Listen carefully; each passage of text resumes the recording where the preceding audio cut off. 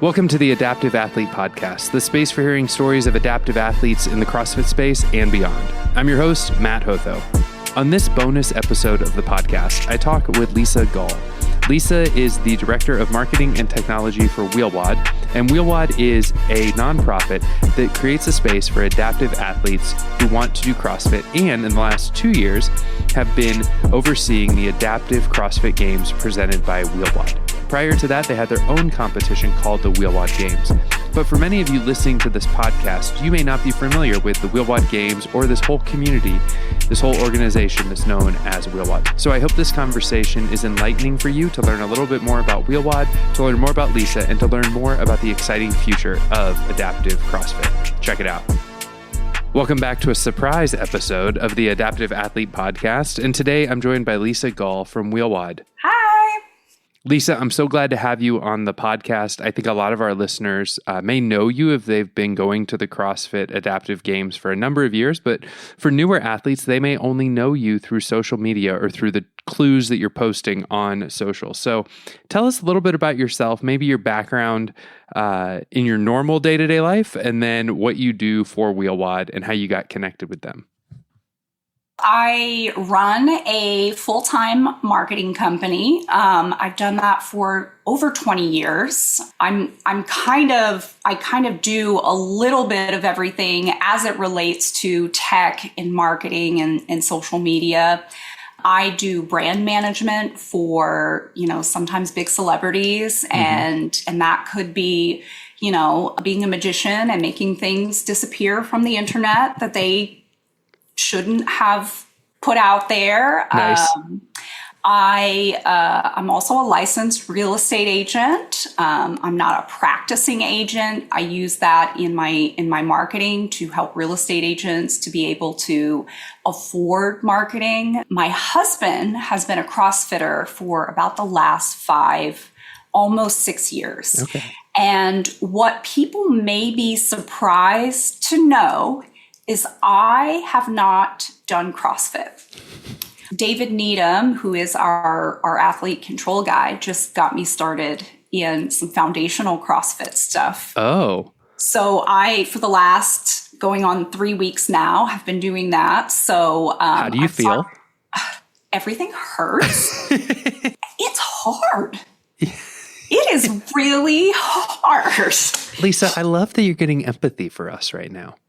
Well,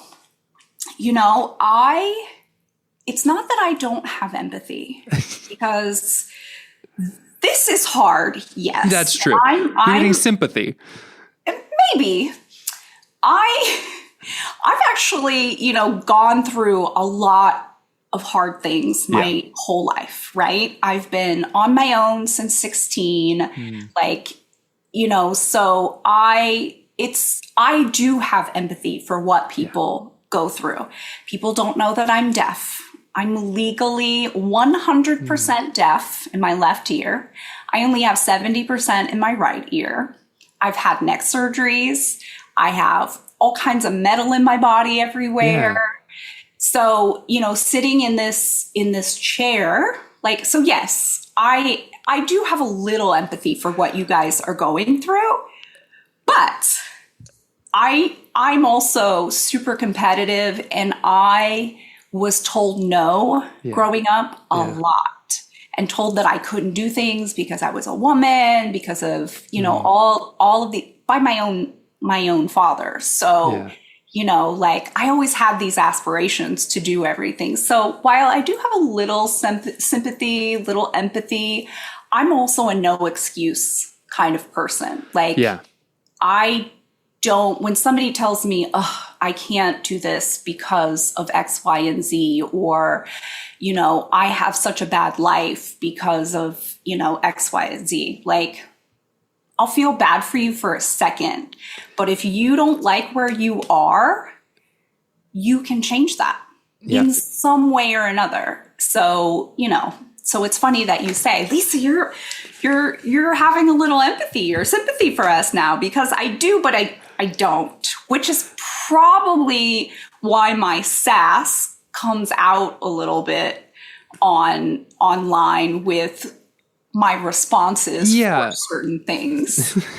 But I think the community needs it. I think the community appreciates it because it does get us out of our own shit sometimes. I think some of us, myself included, needs that. Yeah.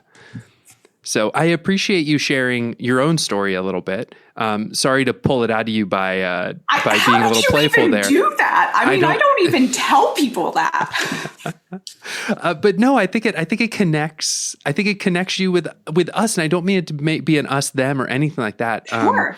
But just when you said you didn't do CrossFit and you started it 3 weeks ago, and then I just assumed you were able-bodied. I don't know why I assumed you were just like 100% able-bodied. I didn't know you were deaf. I didn't know anything about your story. So thanks so much for sharing that. Yeah. And it's funny because even my closest friends don't know those things about me. And, it's interesting because when you're in certain situations, like as soon as somebody finds out, then they realize like, if I'm in a big group setting, like hearing is obviously very difficult for me. Yeah. I can't tell where sounds are coming from. So I have problems with like directional sounds and things like that. And as soon as if a friend finds out that, I haven't been able to hear since like middle school, they're just like, oh, so Lisa not talking when we're all out to dinner or, whatever now makes sense because I can't hear anything that's going on. So I don't participate, but I participate. You know what I mean? But I can't get involved in conversations or unless you're sitting on this side of me, like right next to me, yes. So I don't tell a lot of people because I don't want, and maybe this goes to how a lot of adaptive athletes feel. You don't want people to feel sorry for you. You don't want people to like, do things for you. You don't want people to, I don't want people to overcompensate for something that I've already adjusted for. I don't want them to look at me as less than because of these things. Yeah. Which is probably why I want to grow this thing so much, Yeah. Which I think moves us to like how you got involved with WheelWOD. I mean, when did you get involved with WheelWOD? And what did that look like? So as I mentioned before, I've planned CrossFit competitions. Yeah. Steve North, who works for Strength Flex, and Steve was a coach at CrossFit Sea Dog in Jupiter. So they were putting on a competition. Steve found out that I had a marketing company and I was great at social media and, creating activity and marketing. So he took me to meet with Adam and Kelly and I helped them put together their competition, which is the Sea Dog Summer Showdown. Fantastic competition, by the way. Many friends of the pod, myself included, have been there. Yes. So we did that for 2 years and then they wanted to add in the adaptive divisions. So they contacted WheelWOD and Steve and I I controlled like the registration, like all the technology stuff, all the kind of logistics and planning and stuff. And Kelly handled a huge portion of things, but like the workout, Steve was kind of the head judge and the head programmer with Adam. Adam would write the workouts, Steve would review them, then, we would test them. But then I would create all the scorecards, all the heat assignments and things. And that was my first introduction to Leslie at WheelWOD and Shannon, and then Mark and Dana from Equip. Yeah. So they traveled to Florida, and one of my first meetings with them, I'm very particular about everything. And if you haven't guessed. I haven't figured that out yet. So, even when I make up my scorecards and we put them in the order of the assignment of people in their lanes and, whatever, WheelWOD comes and they, they're partnering with Adam and Kelly to put on this competition, and they're all the scorecards are done, they're labeled, whatever, and they want to take my box of clipboards with all of the ordered scorecards and everything. And that was my first introduction to Shannon. She was just like, do you mind if we take these overnight? And we, so that we can make any changes that we need to on them. And I was just like, no. This is my hard work. Somehow they ended up taking all of my scorecards and my box of like heat sheets and equipment sheets, because we mapped out, all the equipment changes and things. It was great because they learned from Steve and I how we put those things together. And there were things that we learned from them also. So, even our equipment sheets and things are like a combination of the two, because they were doing things that we were just like, oh, that makes sense. And we were doing things and they were just like, oh, that's really cool. So it was awesome. So after that, a year goes by, and then I get a call from Mark Harris of Equip Products, another fabulous company. And he says, hey, we have this thing, Wadapalooza, which everybody knows what that is. Everybody knows. So he was just like, we need some help. We were really impressed by your social media stuff. So at the time, Mark was thinking that's what I did, was just social media and not really anything else. He didn't really know about the technology background and the, my love for solving problems and puzzles. Spreadsheets probably. And spreadsheets, man, I love a good spreadsheet. So Mark asked me if I could put together kind of a proposal and scope of work for them. And, and then I started learning even more about WheelWOD and, budgets for things, which were almost non-existent even then, And you came into WheelWOD or into Wadapalooza to do social, but through that learned a whole lot more about kind of what was going on. Well, exactly. So I started to be able to get in. At first, I was really working with just Mark and then Leslie. And then so my job for Wadapalooza was to help them get registrations for the adaptive divisions and help kind of spread the word for Wadapalooza on behalf of WheelWOD, because I worked for them at the time. So then I just kept uncovering things from like a technology and like system standpoint that were either non-existent or like band-aided together because someone watched a quick YouTube video on how to do it, and nobody really knew like, we should have this system, or this is the way that this should be set up. This is how we give people access to things. And they didn't really have anybody from a brand standpoint monitoring anything. So I had a conversation with Mark afterwards, after Wadapalooza, and I said, I'd love to be a bigger part of this. And Mark was just like, okay, well, give us a number. And I said $0.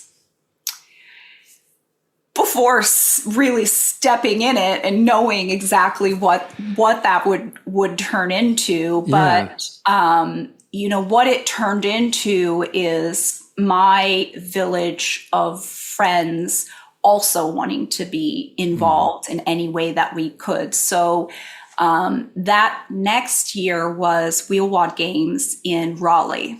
So I was a part of helping them put all of that together. And that was the first one at the convention center or at the expo hall?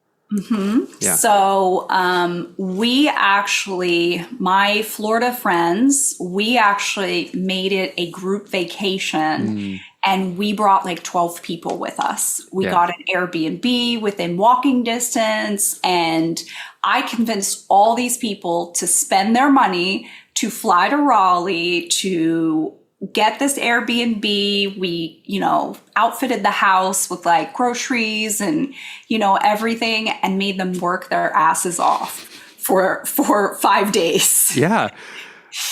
So then some of them are still around. So whenever we need volunteers or help with something, especially Steve, he's like, I'm there, Strength Flex Fitness, they, the owner of that company, they're all in all the time. They were a big help this year too. So anyway, and that's kind of how it started. I was their PR and technology person. I handled the filter of information coming in and then going out.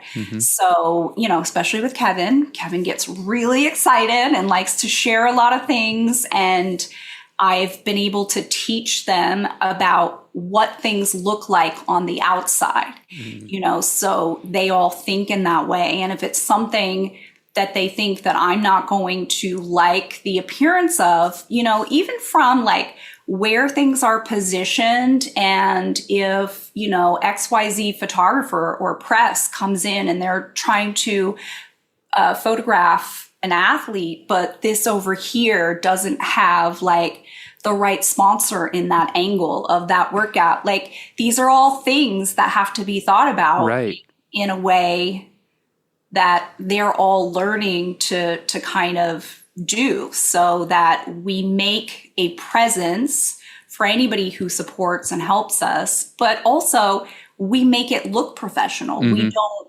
make it look like, WheelWOD's done a great job the last 12 years, but we got to be big time. So, and that's my goal. If you put systems in place and technology set up the right way, and you're mindful of what you say, how you do things, where you place things, like you pay attention to all of those things, and how other people are using it.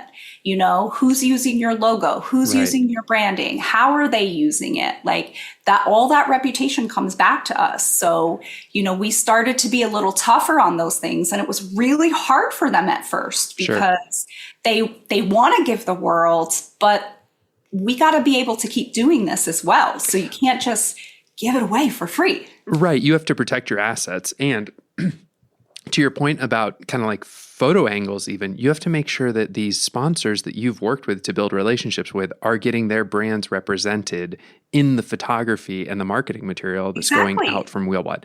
I think that's really important, because I think, like for me, I'll talk about when I first discovered WheelWOD in 23. I was just so excited to meet other guys with cerebral palsy, right? Like my vision of what was happening was so narrow. It was, oh my gosh, I just met 4 guys who have CP. And in my life, I've met one other guy that has CP, right? And now we're all in this convention center for 4 days, and we just get to do fitness together and talk and learn from each other and laugh. And I didn't even think for a second about all the work that's going on behind the scenes, until I would look behind the curtain and see, oh wait, someone's rolling out already the barbells for the next workout to make sure that they're ready to go out on the field. And now I know, so that within like 7 minutes, they can run another heat and another heat and another heat. But just in my conversations with you, and even over the last 3 years, just learning the effort that's going into professionalizing the sport by constant branding, constant sponsorships that are visible, highly visible. Like you were saying with Yeti, about making sure that Yeti's in as many spots as they can be at, so that when Bruce is taking photos, those photos might in the back, a little blurred out, but still visible, include a Yeti logo. Right. Because that's a recognizable symbol as well. So, from live stream cameras, everything, we want to support the people who are supporting us, because we want them to keep coming back, and that has kind of led to what our theme of this year has been, is being able to provide athletes without lecturing them. So trying to impress upon athletes and give them, some guidance on how to present themselves, so that we can grow the sport and can grow the community, you know, so, and can keep these sponsors coming back, but we can't do it by ourselves. Like the athletes have to take some responsibility in that. And, you know, our theme this year has been, you know, teaching athletes how to be athletes in a way of presentation of the community, right? Or how to get involved with a sponsor, you know, and the things that you should think about when you're getting a sponsor, you know? So some of these athletes will contact us and say, I'm doing this shirt with the CrossFit adaptive logo on it. And we're just like, no, you're not. And I feel awful that I have to say this, but unfortunately, we're protecting the asset of WheelWOD and CrossFit. If you are going to use our logo and our phrasing and our whatever, then any revenues that you make have to be split with CrossFit, have to be split. Like, build your own brand, you know? Right. Morgan Ramos, she has the little, you know, she has a little duck that she uses. Everybody knows that as her. So that's kind of what people have to start thinking. Cam, I know who you're talking about from Australia. Yeah, he has a brand, and he, you know, he has his own kind of vibe of things that he's doing in his little cheeky shirts that he has, but you know, when you see it, it's him, you know, so, you know, those are the kinds of things that we're trying to push more. And, you know, we're trying to do it in a way where we're not, because we also have to be mindful of who we give attention to. And because it can't look like we're you know, supporting one athlete over another. And, you know, none of us would ever want to do something like that. So whatever we do for one athlete, we have to do for other athletes, you know? So we're just very mindful of that. Yeah. And I think you can also encourage athletes with these examples like you just gave. I would not have thought of Morgan and Cam and the work that they did when I think about building a brand for Matt Hotho, let's just say. Not that that's what this podcast is about. Yeah, but that's what everybody knows you as now. Right. Everybody knows you as that neon green and black little block is you. Yeah. That is now tied to you. Everyone knows it. Yeah. Yeah, that's true. That's true. So you're building a brand. Fair. Although, spoiler alert, I pretty much just took the colors from last year because I thought we were going to stay the same this year. And then you're out here dropping hex codes left and right. And I'm like, do I rebrand? I mean, I'm not going to rebrand, but at least not till season 2. But well, here's what I will tell you about the color scheme that you've chosen in the marketing world. Bright colors like that are the first things that people stop on, especially on social media.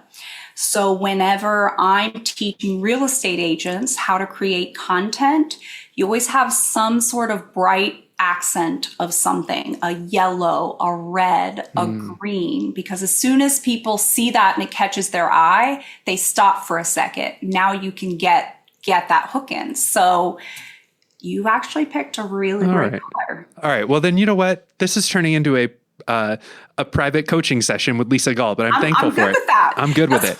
That's one of my favorite things to do. I teach AI classes. I teach marketing classes.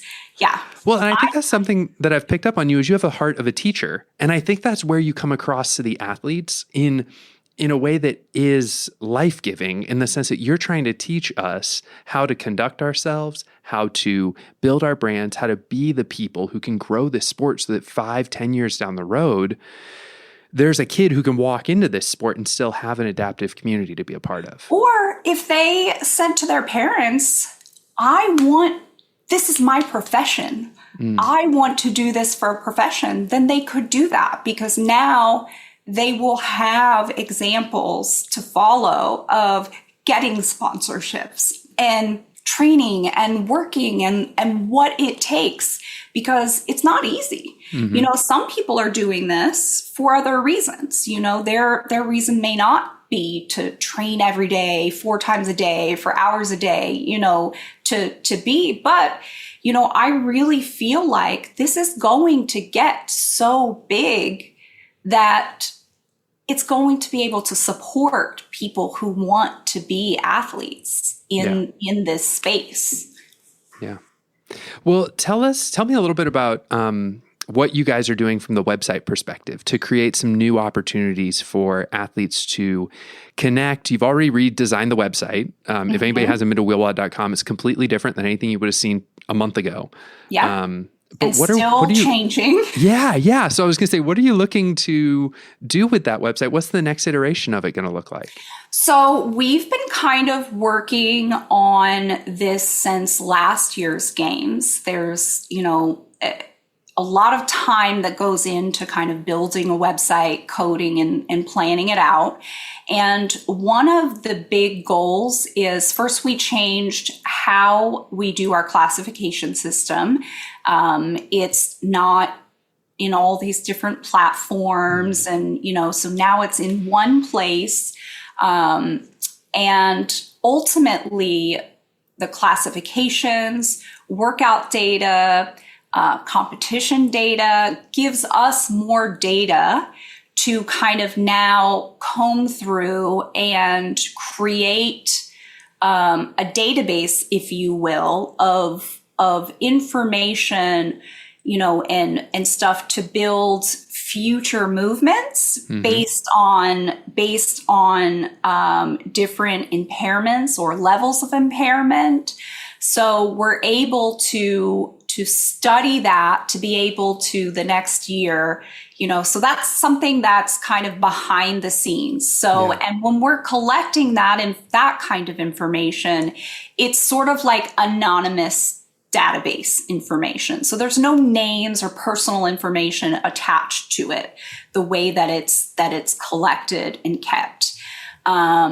One of the cool things that is kind of my goal is to give people a place to go to find out about their athletes, to follow their favorite athlete, to start building and giving athletes a place to go, just like CrossFit has. People will be able to go to WheelWOD and look at a profile for an athlete and see what division they're in.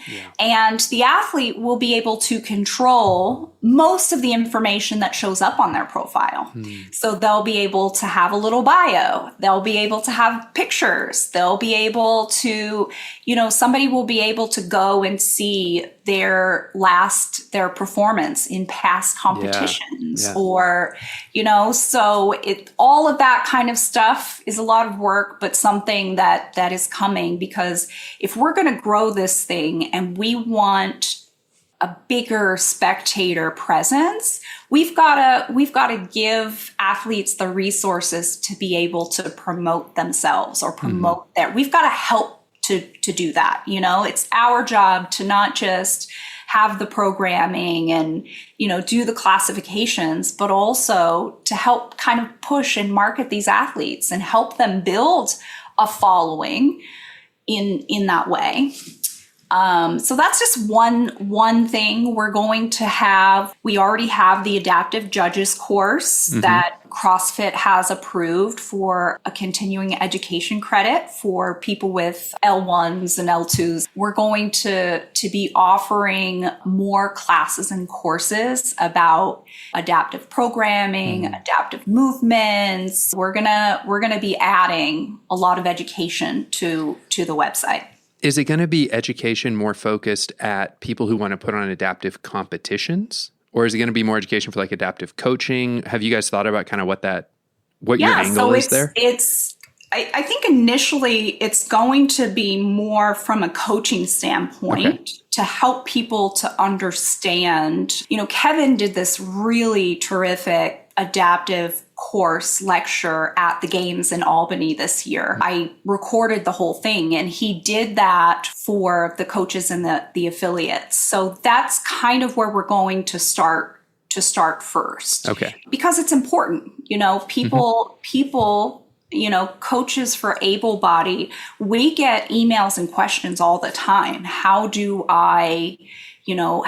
we scale this or adapt this for, this impairment or this athlete? And the other thing that we're doing is we're teaching these coaches and affiliates and giving them the ability to also know not just how to program for permanently impaired, but somebody who maybe has an injury.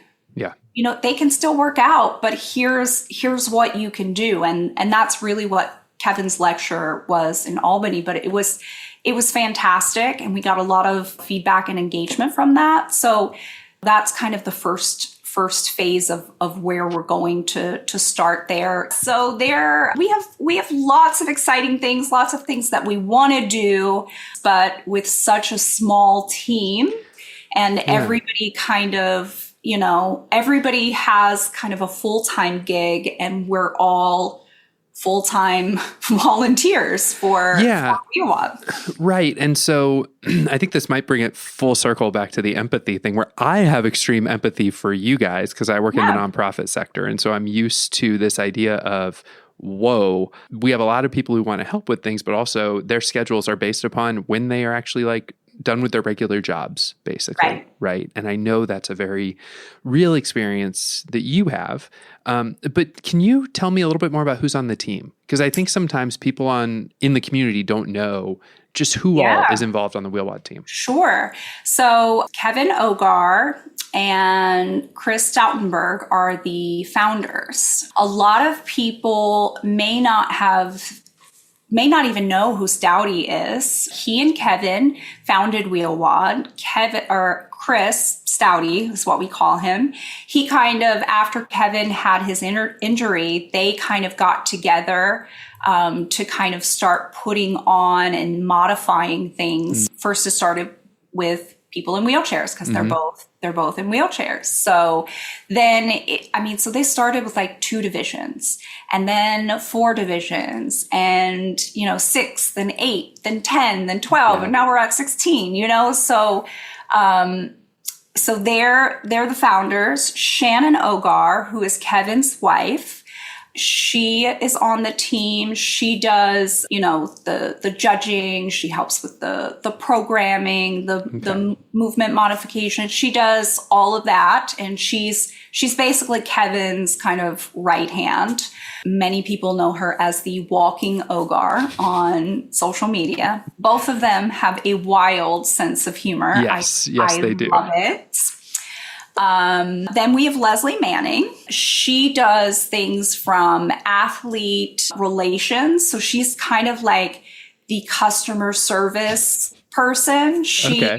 She's the ice cream queen, so she's sweet and, she does all the customer servicey kind of things. Like people have questions, we tell them to email her and then she kind of sends them where they need to go. But then she also is relentless in following up with us to make sure people get answers. She doesn't like to make people wait. And, she wants to get answers right away. She works with the sponsors and vendors. Okay. She does event logistics. So she's the one who gets the quotes and then reviews them and then presents them to the team before we see them. She's doing all the research and getting them. She also helps with what the experience is for athletes and the staff and the volunteers. So she does that.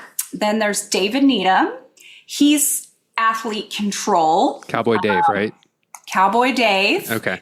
He on site at competitions, he's the guy kind of corralling and controlling the athletes on and off the floor. He helps handle appeals and scoring and things like that. You'll see him, with his bullhorn thing this year and his cowboy hat. He, on the bat side, he does stuff with logistics, contracts, business kind of management kind of stuff phenomenal resource. Then we have Kevin Carlson, which everybody calls him Carl because we already have a Kevin. So we call him Carl. That's how he was introduced to me when I met him at Sea Dog. He is head of our equipment. So he's the guy that controls all of the volunteers, manages what needs to be in each lane for each workout. And absolutely insane. Yeah. And what people don't see is behind the scenes, things change all the time, or things happen where, we discover before the event that so-and-so didn't send XYZ part. And then we have to, swap day 2 and day 3 of the CrossFit Games in 2024. Exactly. And most people don't ever see or know that those things are going on behind the scenes, but we like to keep it seamless. And we have a really great group of people that work really well together. Well, and you guys are brought together, I feel like, through the shared mission to want to help adaptive athletes. I think you were kind of describing that when you said, you got a bunch of your friends on board to come up to Raleigh a couple of years ago. Yeah. That's exactly what this is. And we, each of us kind of, whether we realize we did it or not, from Leslie to David, or, because David he was at the 2023 WheelWOD Games, and that was kind of his first introduction. And we've been able to count on him every year. So they started asking him for help for certain things. And, now he's with us too. So we kind of collect people. Yes. But, yes. Our goal is to get to a place where we can reward our people for their skills and things. But that's not why any of us do this. Right. Of course. I don't get the sense that any of you are doing it for the money or anything like that. It is truly, as you were saying, to help the athletes and to build the profile of the sport and the athletes now and for the future. Yeah. And you know what? I really believe that WheelWOD has something here. I think it helps to get us closer. And you and I may have had a conversation about this, last week. Like, there needs to be a place or a resource that exists where you can go and ask questions about classification or movements and have the data to back all of that stuff up. So, I kind of see WheelWOD growing into an organization that's not as big as the Paralympics, but something like that for functional fitness or for different types of movements and fitness altogether, so it's growing. It's certainly come a long way. And I think that not everybody, especially athletes who are new, they're so excited. And, and like you said, they don't know who we are or who's been here or, how it all got started or, whatever. They're just nervous and excited about, being at the CrossFit Games. Yeah, exactly. It's my first year, it wasn't. I'm at the WheelWOD Games. It's it's a little bit of a different vibe. I'm definitely sympathetic to that, where they're like, oh my gosh, I'm going to the CrossFit Games. And they have this high energy and high expectations. Right. And they should. But the appropriate way to respond with questions and whatnot. And the energy needs to be focused in a way that is building up. Yeah. Or Lisa will have a little fun with you online. Right. Speaking of Lisa having fun with people online, you have been dropping clues, and you have told me before we started recording that everything is a hint. Everything you do is a hint. Everything that I do, from the things that I wear, She's wearing a CrossFit Adaptive shirt right now that's blue. And it's the 2025 shirt. Everything that I do, there's a reason behind it. Yeah.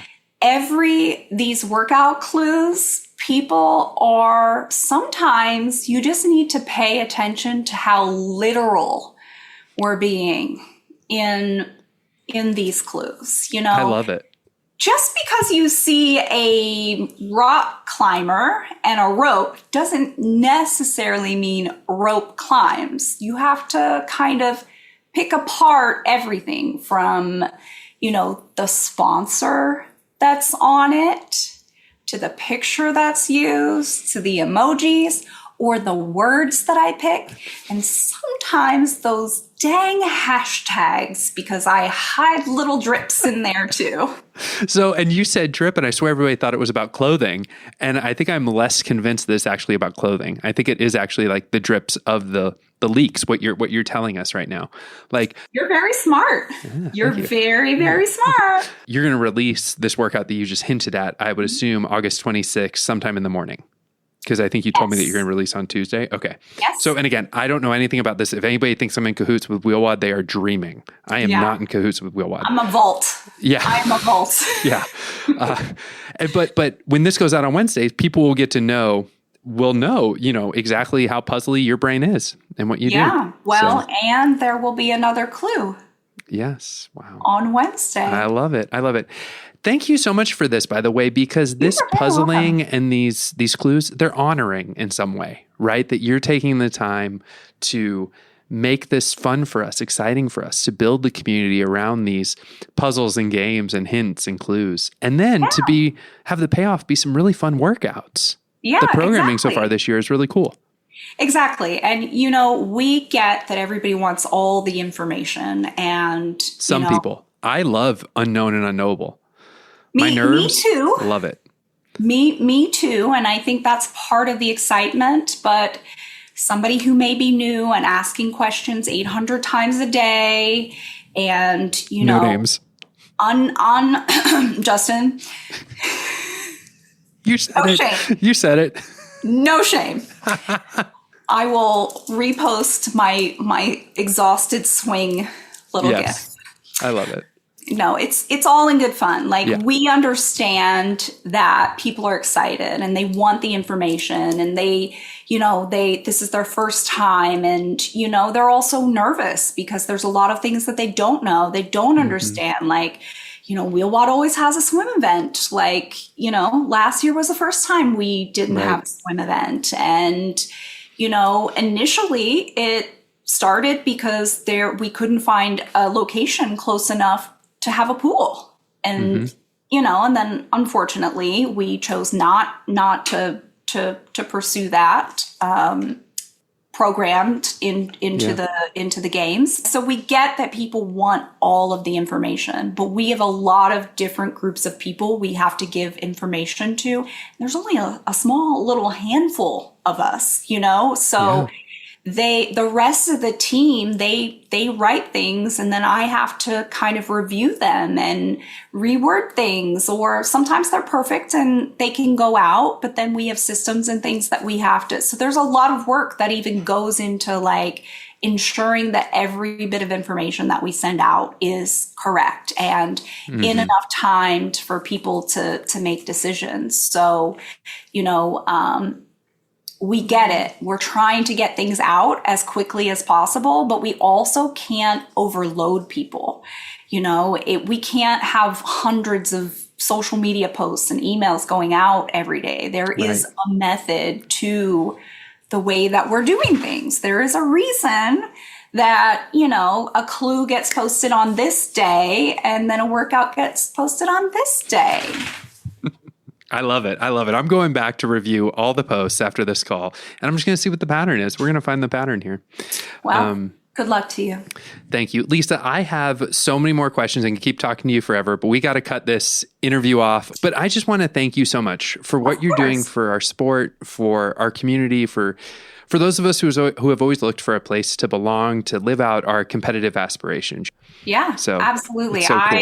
I love this. I can't wait for the games. Yeah. I can't wait for Las Vegas, just to kind of, it's also a way and a reason to kind of reconnect with people that you don't really get to see every day and spend time with. And, I love people and I love meeting new people and learning about people. So, and, I love competition. I love And, I love puzzles. I love all of this. So, we're giving you a place to belong, but you're also giving that to me as well, and giving me the space to kind of be able to do this. And, my heart is full, so I get to do all the worky stuff, and then I get to do all of the worky fun stuff. I like it. Well, Lisa, thanks so much for being on the podcast. Thank you for having me. Thanks for joining us for this bonus episode of the podcast. I can't remember if we mentioned this in the conversation or not, but the WheelWOD staff is arriving in Las Vegas from September 1st all the way to September 17th, meaning they are about to start a crazy 2-week period of getting prepared for the Adaptive CrossFit Games. Now, one thing that I want to point out from Lisa's conversation is WheelWOD is looking for help. So if you have ideas or ways that you might want to contribute, reach out to Lisa. See if there might be a way for you to either contribute as an athlete or perhaps take a year off to contribute in a more involved way, but to help WheelWOD make a difference and to help them grow the sport of adaptive CrossFit. I have a hunch this won't be the only bonus episode we have before the games. So stay tuned to the podcast, like, subscribe, share it with a friend, and I will see you guys next time.